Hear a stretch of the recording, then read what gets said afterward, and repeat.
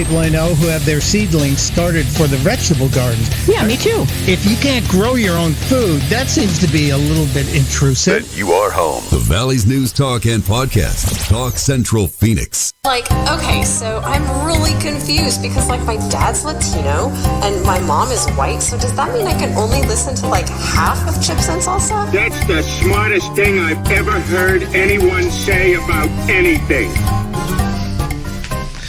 Welcome back to your Chips and Salsa show this Tuesday from the Central City Radio Studios with Talk Central and our fantastic, I'm Don Jorge and Alice.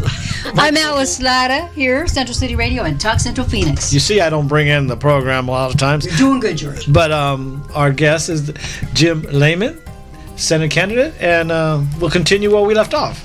Yes, we were talking during the break. Sometimes you get the best of the shows during the break. But he was talking about how he's been making the rounds of all the LDs, that's legislative district, for those of you who aren't politicos like us. But you said you've been to already half of them in the state? Because there are 30 districts, I believe. So kudos to you. I want to ask, what is your most popular question that you have that maybe you don't expect out there? Put you on the spot here, Jim. No, what would that question be? It's probably just from being in the solar industry, that would indicate some people think, you must be, left-leaning. Well, the beauty of that is I've been fortunate to be a problem solver. My experience coming from the coal and gas industry, building some of the largest and most efficient of those in the country for big utilities across the country, then bringing that team of huge experience in the utility industry into solar. Then we've developed our processes that make these big utility scale solar plants literally half the cost of a gas-fired plant, where in 10 years ago we would have been 4 times that of a gas plant. So that economics of scale and process that our teams have deployed. So it's a beautiful story in America, how you can take innovation and bring that to the table. So the new combination of natural gas and solar is really changing the dynamics and bringing manufacturing back. If we simply could get the Biden administration and Mark Kelly out of the way to bring that back into our country. It's so important because the American capitalist system, it works. And it always seems to me when you look at the left and what they're trying to do, they're going against business. And now some of the businesses, unfortunately, are kind of seeing that and almost playing politics as well. Coca-Cola, to name one. So it's refreshing to hear your perspective because you've done it the right way. You really have. Well, I appreciate that. And it's just the American dream coming to fruition. And that's really why I'm in this race, is because I was fortunate to enjoy it coming from very humble beginnings as a farm boy to Fortune 500 executive, as you said, building my own company. And I simply want to preserve and improve that for our future generations. And I just see the things that are happening under Mark Kelly and the current regime in Washington that are doing so much to take that away from this huge spending that burdens we're putting on our children, and the education system we talked about, and just destroying great American jobs along the way. So that's really why I'm in this. I look at things maybe from a simple person. When I came here in the year 2000 to Arizona, I noticed there was air conditioners everywhere and swamp coolers. And you can't help but notice it when you get on the 10 freeway or 17 freeway and you see houses, every house. But I didn't see solar panels. And I'm starting to see a few solar panels go up, but not what I would expect in a sunny, hot city like Arizona. It's just kind of strange. You see, you notice those kind of things. Is there a reason? Is it more cost efficient to have wires go to the house rather than panels? I would think panels is better. I don't know. What do you think?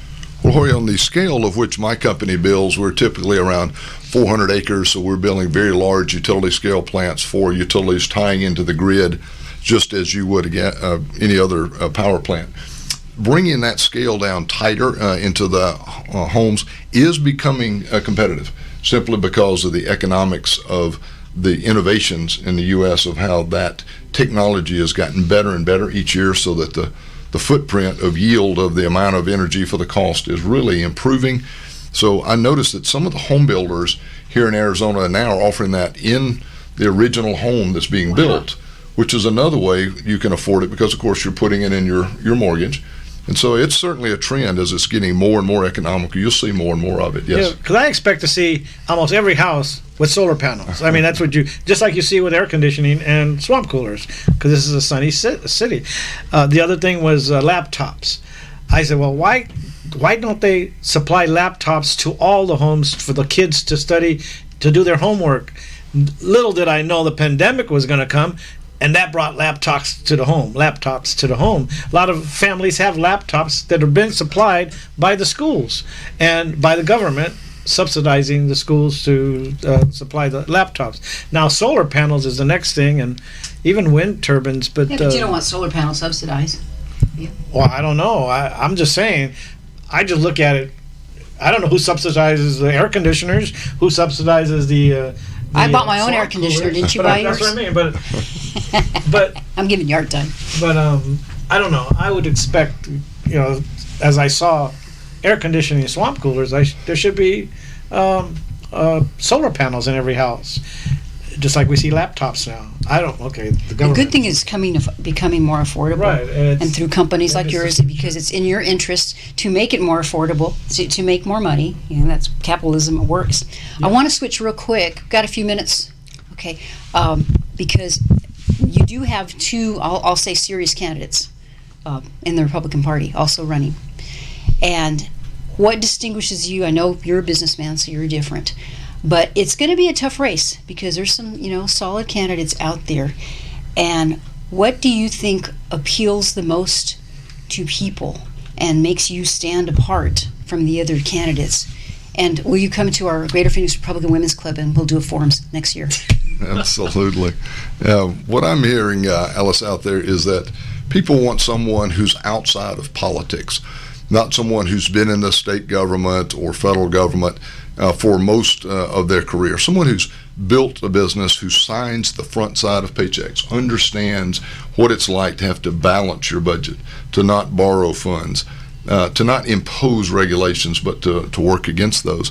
My military experience, of course, will match up, from a Mark Kelly standpoint as well as a regular Army officer who served 6 years and, as you said, 3 years overseas. But the biggest part is that entrepreneurial spirit. I think America is looking for non-governmental people to come back into, as I think the founding fathers really meant it, that you come in as a statesman, as a learned businessman who understands the touch of the people. You're really close to your team and your customers. You move in to the government side, bring that knowledge to bear, the movement and things that have to get done. So I'm a problem solver. I mean, things like, for example, the water in Arizona that we're facing. I've had some great discussions recently with the Bureau of Reclamation on exactly how that solution is there. We just must implement it. And I want to do those things. I want to do big stuff. We used to do that in our country under Eisenhower, under Reagan. President Trump started many of those policies. I'm a go get things done kind of guy, and I want to be that person in the U.S. Senate, that 51st vote who can make things happen. I'm glad you're talking about water because a lot of people don't. It's like, we need water. We really do. And do that. And there's so many issues. Sending somebody to Washington, it's 6 years. The term for a U.S. Senator is 6 years. And it's a very serious thing. Sorry about this. I'm playing with the microphone because George and I are sharing it. Now, are you planning, one of the things that I'm always concerned about is people that want to be career politicians. The great thing is you've been out in business now and you're probably closer to your retirement years, and this is what you want to do. So the question is always, so are you going to just stay in there forever, No, Alice, I'm 2 terms and out. That's the way it should be. You heard it here. Bringing that kind of renewed spirit and optimism into the government, being fresh and coming out of the economy where you're, again, close to the people and the issues they face every day. Bring that in and get things done, right? I'm not going there to be friendly, make friends. I'm not going to associate with lobbyists. I'm fortunate I don't need that, and I want no one can buy me. I will only report to the people of Arizona, America, and God. This is not about reporting to PACs or lobbyists, not taking PAC money in the campaign. So it's about getting things done over 2 terms, return back and let the next person who's close to the people come back in, not politicians. That's 12 years. 12 years is a good amount of time. And get in there. Okay, let's see. George, you look like you were going to ask something. No. I was going to mention Juneteenth, but I'll do that later. We'll talk about you. Man, so many things to talk about. We got one. When we come back, we can talk about that. We've got 1 minute. Okay. Talk about Juneteenth. There's so many things going on. I don't know about you, but I cannot keep up with all of the issues. And every day we have what we call the cocotazos and the whole enchiladas. Whole enchiladas are good things, cocotazos bad things.